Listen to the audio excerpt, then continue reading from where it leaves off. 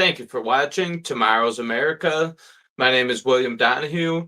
I'm going to be hosting the show alone tonight. And I just want to thank everyone for watching the show. Please like and share, subscribe if you haven't already. Send this video out to whoever you know in your contact list that is an independent thinker or whatever the case may be. But this show is going to be an important one for people to see because I'm going to update you on Iran and what's going on with all that. But also because this show, I'm not claiming on this show to give you all the news and be the arbiter of truth. What people come to this show for, in my opinion, is for perspective. I think that my perspective on things is, fair and my judgment is equally applied. So I think that that's a good thing for people to have, an idea of what's going on top of perspective. A lot of times they say that you can't defeat your enemy without first considering their side of things and understanding who they are and what the makeup is. That's kind of the mistake that the Trump administration made with this Iran war. Well, we consider all sides. I come from a human perspective where I care about people in general and how God would want people to be treated. And then I think about politics and I translate my religious views and my political views into a perspective that I hope that everyone appreciates. So I'm going to get into the Joe Kent resignation letter.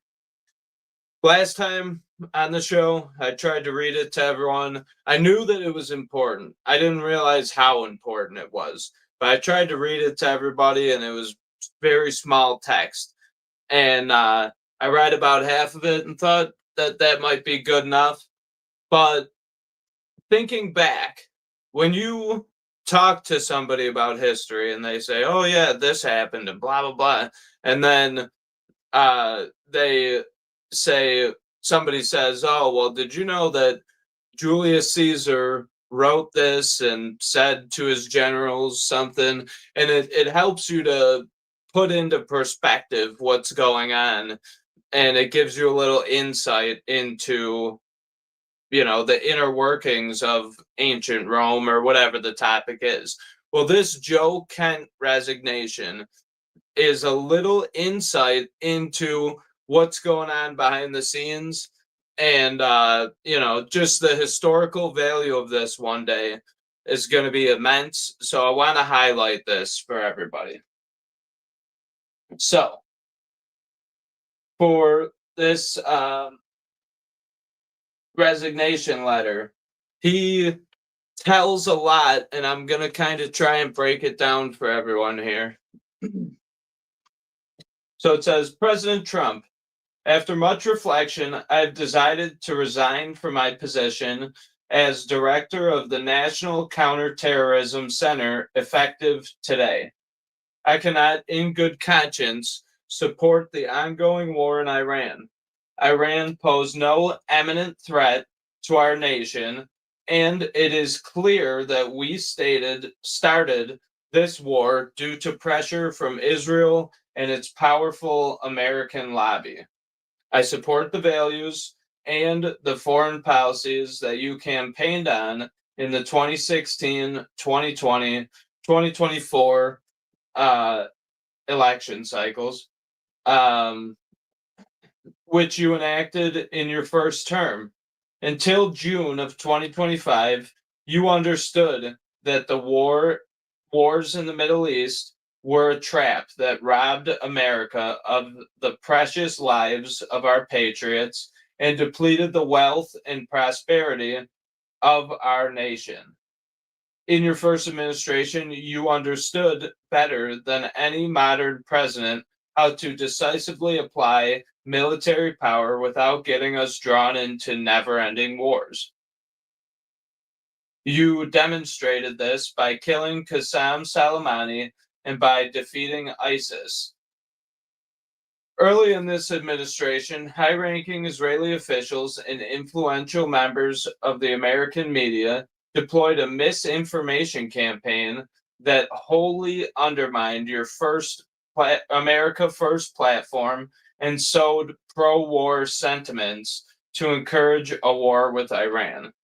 So far, what he's said is that he supported Trump.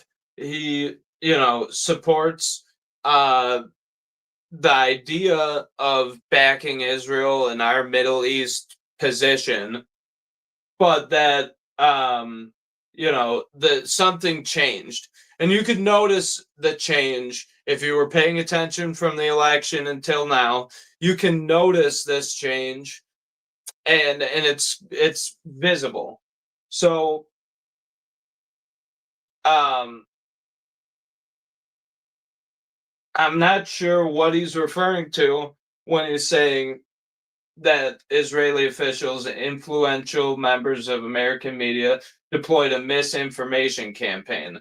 Now, the Israeli and the media have spun things, and it's been very different than the first term. The first term was the media attacking Trump for every single thing he did. This time it's kind of a mixed bag, some approval, some unapproval. But there's a heavy Israeli influence on it, and you could feel it. It's like being out in the heat in Florida. You could just feel the thick air, and it's humid, and it's heavy. It's not it's not unnoticeable what's going on. So I'm not sure what specifically he's referring to, but I get the sentiment of what he's saying about this misinformation campaign. Um, This echo chamber was used to deceive you into believing that Iran posed an imminent threat to the United States, and that should you strike now, there was a clear, swift path to victory. So going into this, uh, we bombed the Fordo nuclear site. We bombed it. They said that Iran's nuclear capabilities were completely dismantled. Okay. Then uh, there was no real imminent threat as far as the public could see.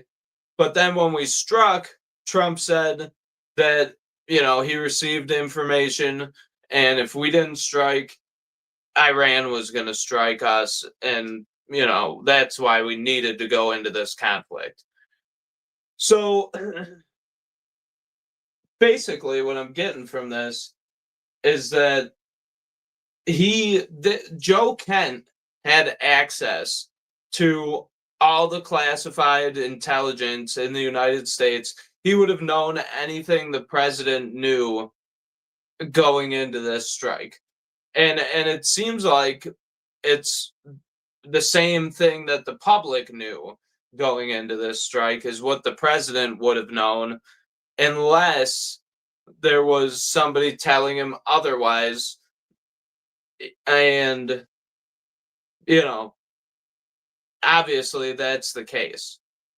I'm trying to put this together um in a way that makes sense. So obviously that was the case, that somebody told him something else other than what we all knew and what Joe Kent knew and the entire intelligence community knew, and whatever information he received turned out to be false, because Iran didn't pose an imminent threat. The only imminent threat that Iran posed to us was basically that if Israel struck Iran, then we would, get struck by Iran as a result of Israel initiating things. So that was the only imminent threat we were going to face, would have been a result of Israel's actions. the rest of it here, we'll just keep reading. So we didn't get a swift victory. There was no imminent threat, is what he's saying. This was a lie and is the same tactic the Israelis used to draw us into the disastrous Iraq war that cost our nation the lives of thousands of our best men and women. We cannot make this mistake again. As a veteran who deployed to combat 11 times, and as a Gold Star husband who lost my beloved wife, Shannon, in a war manufactured by Israel, I cannot support sending the next generation off to fight and die in a war that serves no benefit to the American people, nor justifies the cost of American lives. That's a reasonable position. And none of this so far. So we're talking about nations. So if you swapped out Israel with Greece or any other country, if you swapped out that and they were just starting a war for no reason and we bombed their enemy, we're starting the war without provocation, and that's, that's not to mention that we've hit hospital, or we've hit schools, we've hit all kinds of civilian sites, we killed their leader without declaring war. So this is international war crimes. This is going against the Constitution and the Presidential War Powers Act and what they're able to do. This is a big deal. So as an American patriot and somebody who's a principled person, it makes sense to go against this, whether it's on Israel's behalf or whether it's on Brazil's behalf. So I pray that you will reflect upon what we are doing in Iran and who we are doing it for. The time for bold action is now. You can reverse course and chart a new path for our nation, or you can allow us to slip further toward decline and chaos. You hold the cards. It was an honor to serve in your administration and to serve our great nation. Joseph Kent, Director, National Counterterrorism Center. So Joe Kent is a great guy. He's exactly who the average American would want their kid to grow up to be. You could look at him and just tell that this is a man, an alpha male, a patriot. It takes a lot to do 11 missions into the Middle East following 9/11. So Joe Kent, whether you agree with what he did or not, this is a great guy. And none of that espoused a hatred for Jewish people. Okay, but I'm going to show you. They're trying to say that he's an anti-Semite and all these different things. So after this resignation, Joe Kent was on Tucker Carlson, and he did an interview. And I got a couple clips from that today that I'm going to show. And I just want you to pay attention, not only to what he says in the interview and all that, but pay attention to his demeanor, calm, collected, clear-eyed. Pay attention to his demeanor and judge for yourself. Is this guy seem like he's manipulative or seem like he's hate-filled? I don't think so. But I'm going to play this clip for you from the Tucker Carlson interview.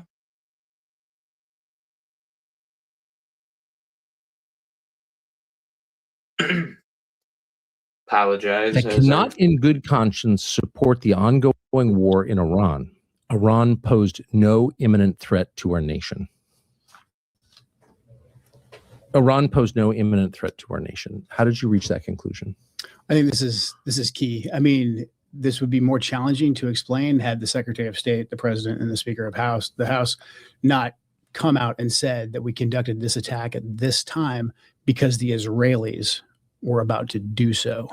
So that takes away the argument that there was an imminent threat, as in Iran was planning to attack us immediately. That just simply did not exist. May I ask you to pause? Sure. And so I've heard people say that, and this just happened, but history has a way of getting rewritten in real time. And then you look back 10 or 15, 20, 25 years later, and no one seems to understand the things that you saw because they've been eliminated. Yeah. So I think it's important to stop and say, here's what we actually know. So I'd like now, if we could, just to play one of the statements that you alluded to, and that's from Marco Rubio, the Secretary of State. And this was shortly after this war commenced.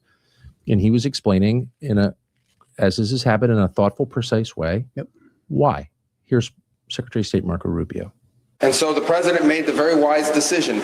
We knew that there was going to be an Israeli action. We knew that that would precipitate an attack against American forces. And we knew that if we didn't preemptively go after them before they launched those attacks, we would suffer higher casualties and perhaps even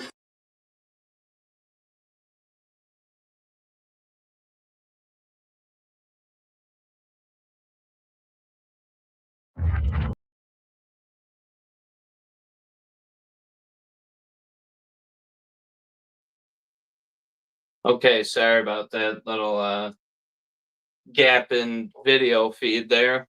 So that was a good question, answer, response, and then showing of proof. Marco Rubio himself said after the attacks that Israel forced our hand and that we had to attack because if they attacked, then our bases would be at risk, and then we could have lost lives if we didn't attack alongside Israel. So it wasn't an imminent threat. It was Israel's going to bomb us. You could have created a back channel with Iran, told them, hey, in a couple days, Israel's going to bomb, and it's not us. We promise. We told them not to do it, and please leave our bases and our soldiers alone. We could have opened up a dialogue and created a channel for diplomacy with Iran. But instead, we chose to go along with Israel in bombing Iran. And Joe Kent obviously does a good job of laying that out. And the whole thing, the whole topic hinges on that Trump has some classified information that they were going to hit us, and we had to.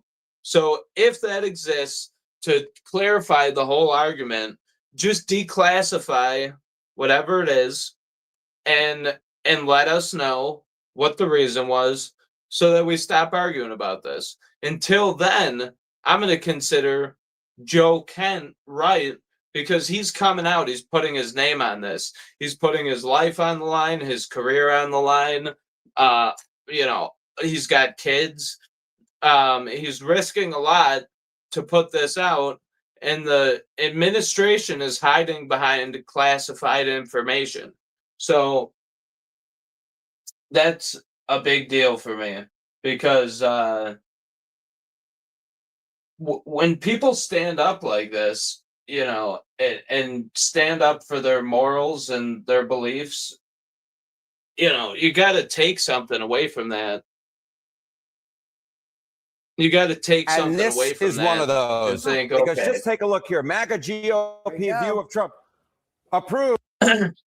See, this is part of it. So Joe Kent said that there was a misinformation campaign, and when have you ever seen CNN do a poll that says that Trump has 100% approval rating? And not only that, but it's a skewed poll because it says MAGA GOP view of Trump.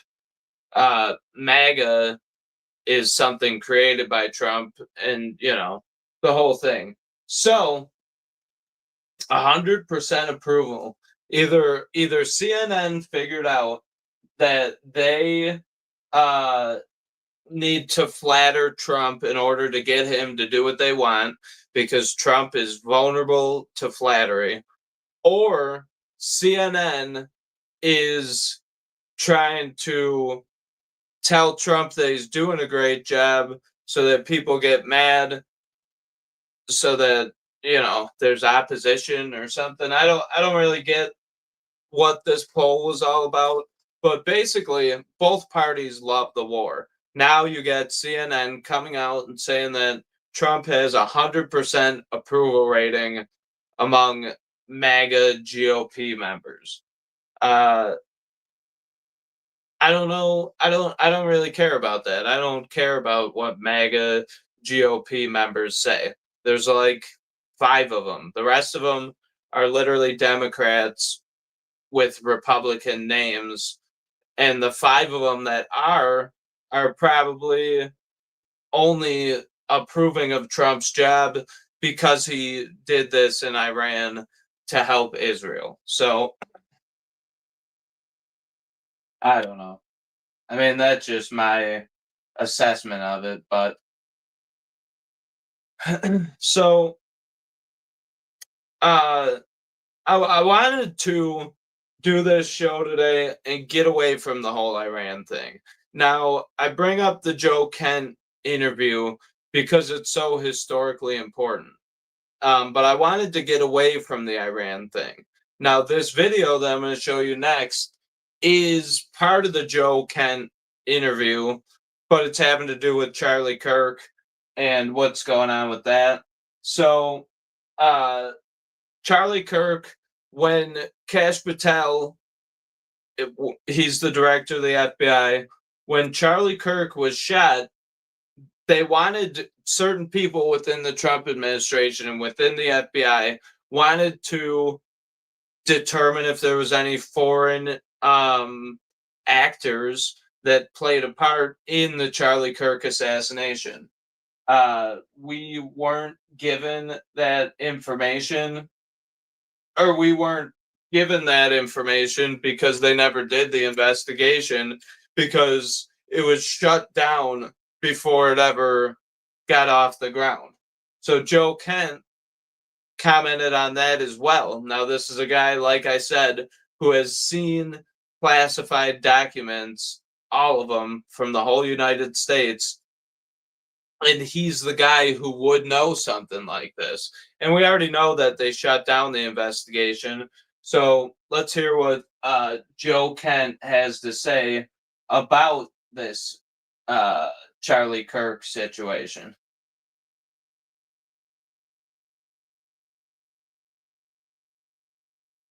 Was killed publicly in a very horrific way, and we're not really even allowed to look into that at all. And Charlie Kirk was one of President Trump's closest advisors, and he also advocated heavily against a war with Iran. He was in the Oval Office in the 12-day war. I wasn't particularly close with Charlie. He was very gracious to me when I was running for Congress, very, very supportive. So we knew each other. And the last time I saw Charlie Kirk on this earth was in June in the West Wing in the stairway. And I said hi to him, and he looked me in the eye, and he said very loudly, and it's a small, you've been in the West Wing, it's small, it's a tight space. And he said, "Joe, stop us from getting into a war with Iran," very loudly.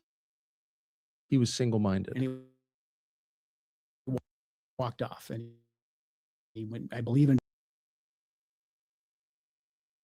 this advisor locally advocating for us to not go to war with Iran and for us to rethink at least our relationship with the Israelis.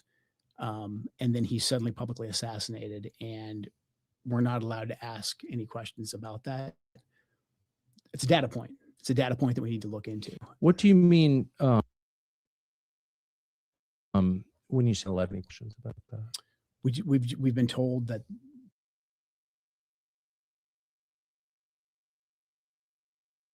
I just wanted to pause this right here.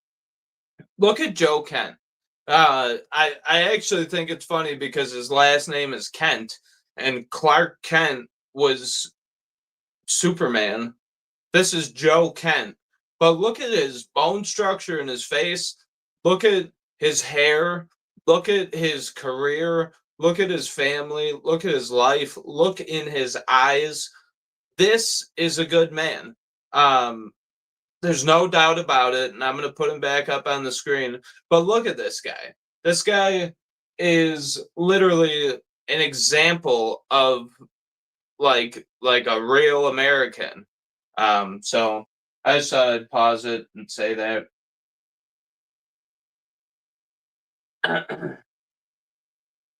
This individual, Robinson, is a lone gunman, and maybe he is.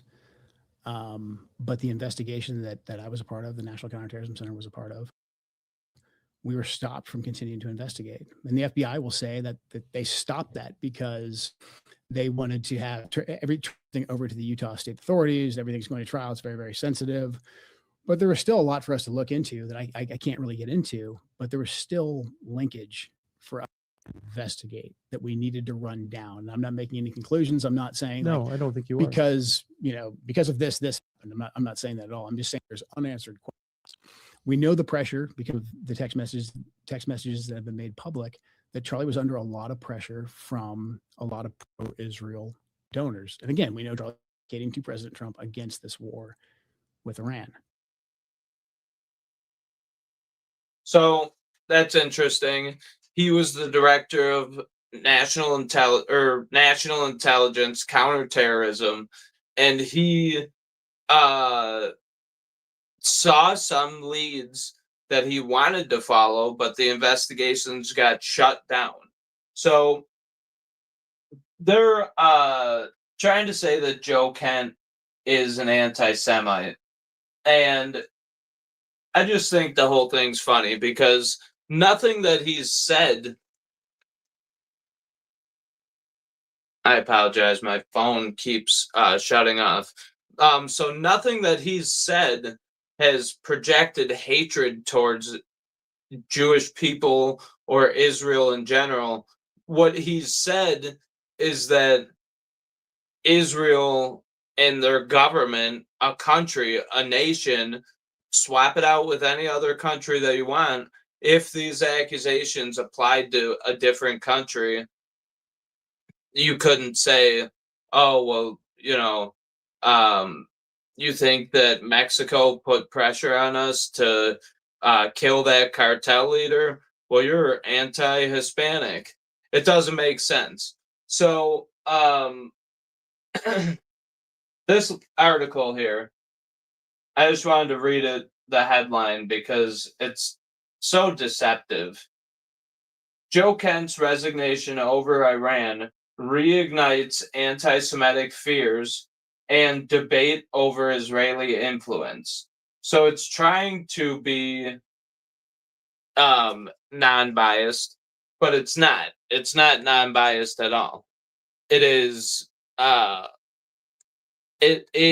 specifically biased because, yeah, it sparks the Israel debate, but when you call him anti-Semitic, you're discrediting him before giving the information. Right in the headline, you're already thinking, okay, we got a crazy guy here, but maybe there's a chance Israel has influence in the government, but this guy's full of hate and he's a bad guy. So my computer is crashing right now. Basically, Joe Kent, in another clip that I had for you, but I don't know if I'm going to have time to play it here today.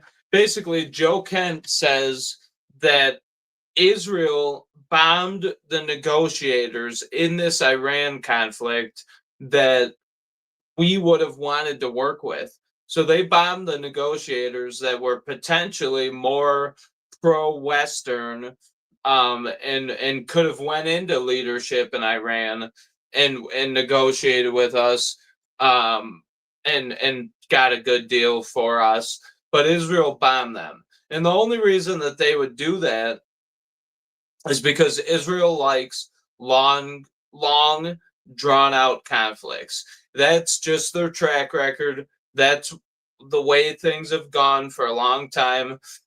We also know that Israel likes to flatten whatever area that they're up against, whoever their enemy is.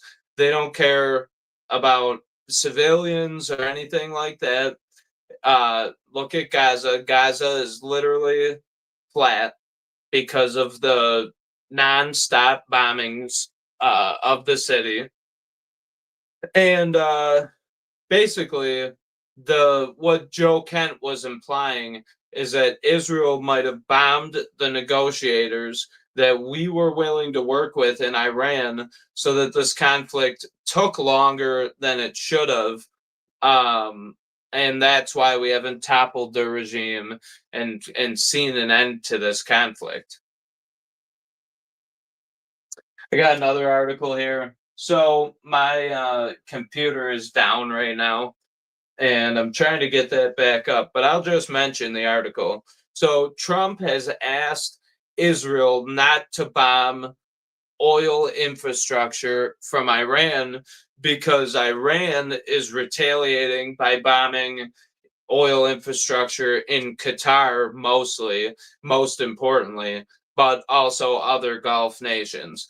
Now, the oil infrastructure in Qatar, and specifically one of their oil plants, and I forget what it's called, but it's the most crucial part of this whole thing. So if Qatar gets their oil cut off, that's 20% of the oil out of the whole oil distribution infrastructure of the world. And on top of that, you got oil tankers stuck in the Strait of Hormuz that can't, deliver oil anywhere. Half of the world's oil tankers are stuck in the Strait of Hormuz. The whole thing is a huge mess. So if Qatar's oil gets hit, it's a big deal for us because it could potentially lead to massive famines, massive shortages of all different kinds of manufacturing products, and the energy to manufacture those products, and energy that we need, like gas, all different kinds of things that just the average person uses on a daily basis. So Trump has asked Israel not to bomb any more oil infrastructure. We will see what they do, and that's completely up to them. But so far, oil is trading at $108 to $119 per barrel. That's up massively, like $50 a barrel. And that is reflected in your oil prices right now, your gas prices right now. But it's only going to get worse the longer that the Strait of Hormuz is closed. And I had a couple. Oh, here we go. I did have a couple other videos I wanted to show you. If my computer won't get back up, I might not be able to show them. But we're doing this live, so everything we do here is live. And that's kind of the beauty of the whole thing, is that I just say what's on my mind. And if there's a mistake made, if there's a realistic criticism that maybe I would have worded differently if I was writing a letter, and took my time. This is my raw feelings and my raw just putting things out. And yeah, we don't have any choice in the way it goes. So the only thing we could do is just move on and roll through it. And right now I'm trying to roll through it. So what I'm trying to get together for you is a video of the UN saying that none of the other member states are paying into the UN. None of the other member states are paying in, and UN is completely lacking funding to continue to operate. And Here, I will let you see it for yourself what he said. So, yeah, they're having a hard time, and this is good. This is a good thing because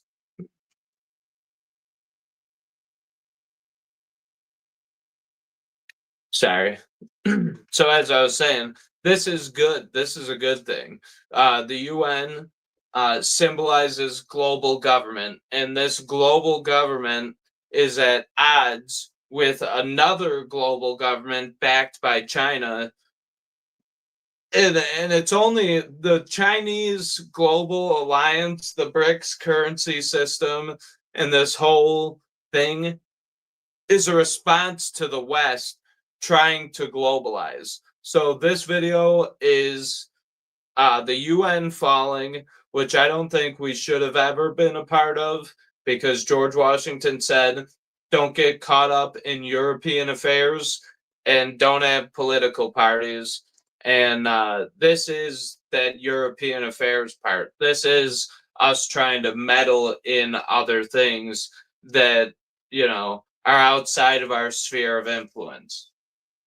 Repeatedly made clear the problem both of non-payment of Jews by member states and the related problem of the UN being forced to repay member states for budget expenses that it does not budget money that it does not spend. So those two factors have put us on an unsustainable trajectory. Although more than 150 member states paid their dues last year, we ended 2025 with a record $1.56 billion in outstanding dues, which is more than double that of the previous year. So unless either the payments come in or we're not Okay, so like I said, the UN, none of the member states are paying. They're at a huge debt, and they're not going to be able to continue to operate under those conditions. And realistically, I have to be excited about this because I'm not a huge fan of the UN. I'm not a huge fan of global government. I am aware of this opposing threat from China and our need to have allies, but being bound to a larger organization than the United States puts us under the United Nations. And then realistically, are we a sovereign nation if we're under the umbrella of a global government? And that's the real thing that drives my decision making. I don't think that we need any global government. I think that we need a little more isolationism without, completely giving up on trade and all these other things that are necessary for society. It's not necessary to be underneath this huge umbrella, especially when you're the biggest and most powerful nation in the world. And that's what we try and project. So that's what I'm going to claim that we are. We're the biggest, most powerful nation in the world, and we don't need to be under the UN umbrella to protect us. And all these selling points that they say. It sounds good on paper, but in practice, we've been tied into basically a huge money draining operation that hasn't benefited us to any measurable extent. So now I want to play for you this clip of Nick Shirley. Now, Nick Shirley was the one who exposed the Somalian daycare fraud, and now he's moved on to California. And this is a huge, huge deal, what he's exposing in California. And I have another clip to show you after this of him responding to the response to this video and some of the accusations they're making about him. this Nick Shirley is what a real journalist is, and he has more than enough evidence. He packs his videos with evidence of what he's finding, and he makes these claims, and then they turn around and attack him instead of helping him to uncover the fraud, because, as he'll explain, they're not just stealing from Republicans or Democrats or one side or the other. They're stealing from everybody, every taxpayer. So what he's exposing is super important, but he gets attacked for exposing this. So I'm going to put it back up and see.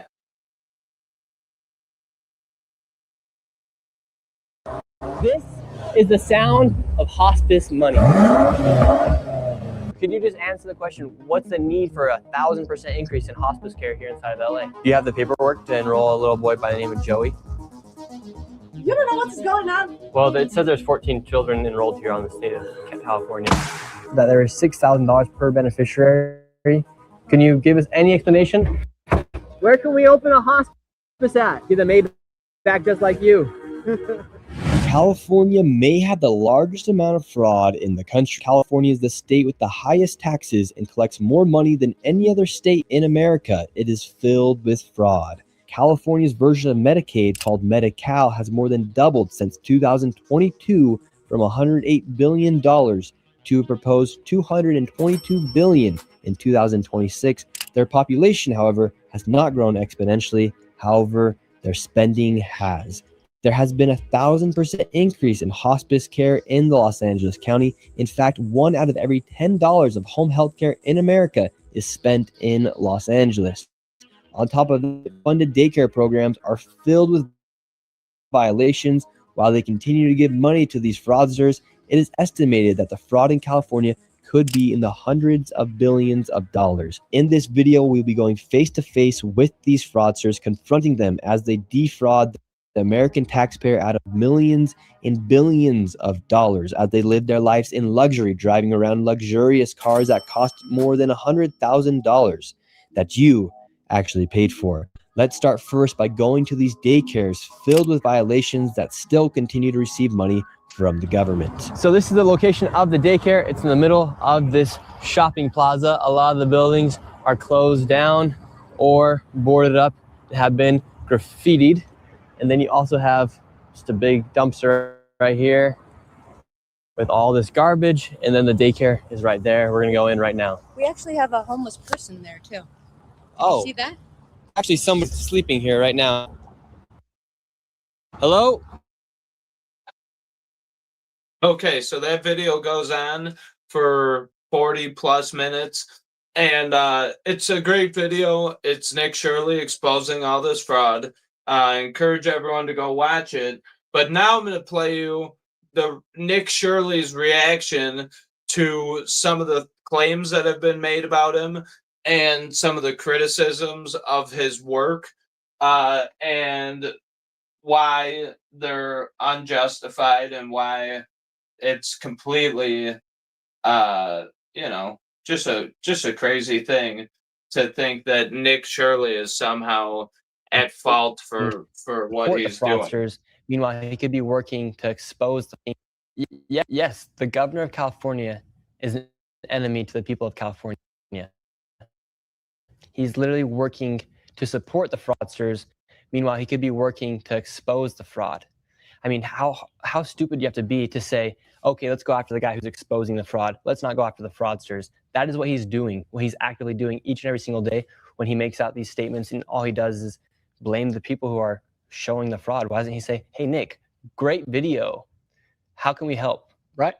That's what I would say. Was wow, great video. How did you find this? Where did you go, and where are you going next so we can find somebody to go with you? Don't you think that would be a common response? Exactly, because these tax dollars don't say right or left on them. They don't say Republican or Democrat. Right. Each tax dollar is a dollar for the American people. And when they go in and steal these dollars from us, they're not robbing just the liberal Democrat in California. They're robbing everyone.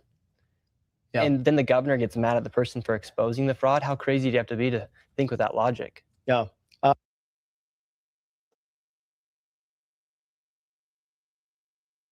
How crazy do you have to be? Because California is known for taking tax money, obviously, taking immense amounts of tax money. It's the most taxed place in the country. And then they'll do projects like their high-speed rail and spend a ton of money and hire all their buddies who are contractors.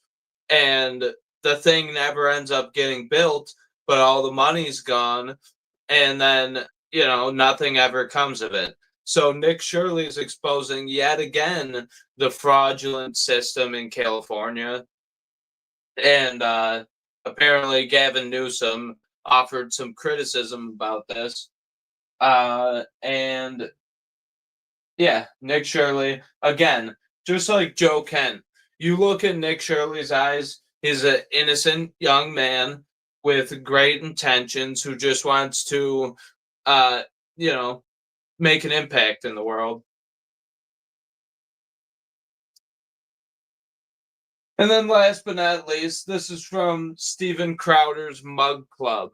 It is Dr. Jay Varma, and he's New York City mayor's office. He worked as an advisor for public health for the New York City mayor's office. And he explains some of the motivations and some of the behind the scenes things in this investigative interview. And he explains some of the motivations for the whole COVID policy, the lockdowns, all that. And he is very candid about it. So I want you to watch how he talks about this when he thinks no one's paying attention.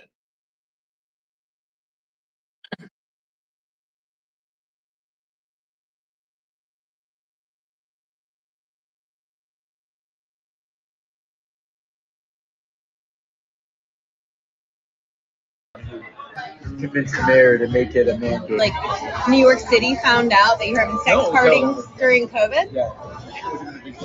Yeah, it would have been real bad. We went to some underground dance party underneath the bank in Wall Street. And we were all rolling, we were all taking Molly, and everybody's high. And I was so happy because I hadn't done that in a year and a half, a year or whatever. And but I was looking around being I wonder if he sees it because this was not COVID friendly. The only way I could do this job for the city was if I had some way to blow off steam every night. You're kind of thinking about it because hotels didn't want people gathering there. Because that was running the entire COVID shop in the city. My wife and I had one with our friends in August of that first summer. So we rented a hotel and it was fun. We all took Molly and it was 8 or 9 of us and 10 of us in a room and everybody had a blast because everybody was so pent up because it had been everybody was just stuck together and stuff like that. Yeah. And sometimes it isn't so much about some it's just something about bodies being close to each other, just being naked with friends. Was that when everything was locked down? It was the summer of 2020. Still walk around the streets and you eat outdoors. Did you have there wasn't any restrictions on gathering. You could technically gather. People at the hotels didn't want to start parties, but they weren't gonna Yeah. It's so funny. It's this because I did all this deviant sexual stuff while I was on TV and all this stuff. Yeah. And people are aren't you afraid? Aren't you embarrassed? And I was no, actually, I'm really I love being my authentic self. So the way we do it in public health is we make it very uncomfortable to be unvaccinated. I don't expect the education to change your behavior. I'm just going to make it really hard for you to do your job. You can't get a job. You can't go to a restaurant. You can't go to school. It's okay, I'm just going to get vaccinated. So was it technically kind of forcing people? Yeah, that's what you force people by making it really uncomfortable.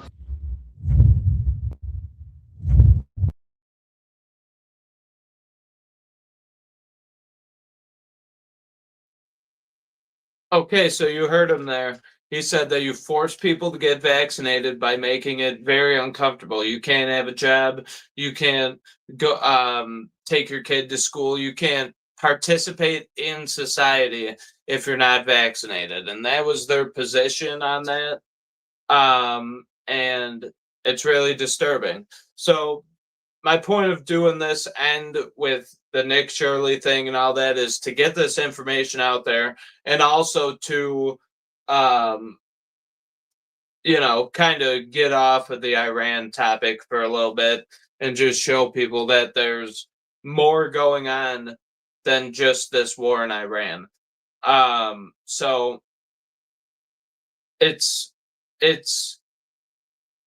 critical to know about the Iran thing, but it's also important that we have eyes watching everything that's going on, like Judicial Watch and like all these investigative, non-political, well, I guess they'd be political, but they'd be non-partisan observers of what's going on with our government.